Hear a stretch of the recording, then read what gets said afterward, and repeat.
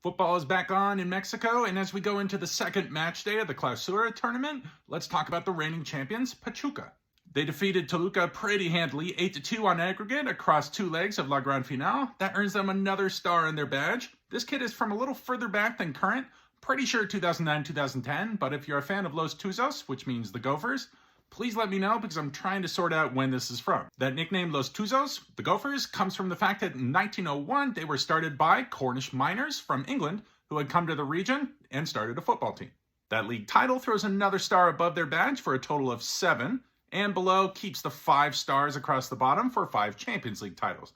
As you can tell from this kit from about 2009, you'll see that they've won a bunch of titles in the following decade. In 1999, they won the league under the management of Javier Aguirre, and they would go on to win the Champions League 4 times in the following decade. But the club's greatest claim to fame is winning the 2006 Copa Sudamericana, which may seem a little weird since they're from Mexico. So there was a stretch of time where clubs from CONCACAF, mostly from Mexico, were competing in CONMEBOL's competition, the Copa Sudamericana. And Pachuca is the only Mexican team to ever win it in 2006, making them also the only club in the entire world to ever win a tournament for a confederation outside of their own. Let's talk about a couple former players, the first being Miguel Calero, who was their goalkeeper during that Sudamericana success. He's a Colombian keeper, and he was with the club for 10 seasons. Second, their all-time leading goal scorer, Franco Jara, who is currently at FC Dallas. For those focusing on European leagues more recently, first let's talk about Pachuca's value as far as Cantera, because Chucky Lozano, currently at Napoli as a winger, came through the club, had 3 really good seasons for them after coming out of their academy and earning his moves into European leagues.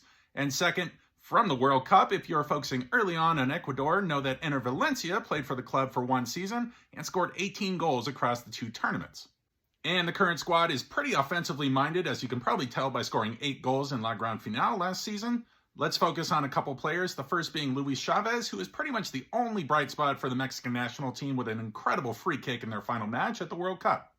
As with a lot of Mexican clubs in the last couple seasons, they're finding a lot of success in their central forward position through an Argentine striker, and that being Nicolas Ibanez for the club at this moment. Pachuca have recently lost one of their attacking talents, that being Victor Guzman, going back to his childhood club of Chivas. Which brings in the question of if they can keep up their high level of goal-scoring opportunities created using their existing players. Seeing as they haven't yet brought in a replacement for Guzman, I do expect they're going to rely heavily on Eric Sanchez, El Chiquito, as well as Kevin Alvarez at the right back position to contribute even more than they already have in creating those chances. So it's your quick first starter on Pachuca. If you're just getting into Mexican football and looking for a club to follow, maybe outside of the big traditional clubs like Monterrey, America, or Chivas, Pachuca are a great club to follow.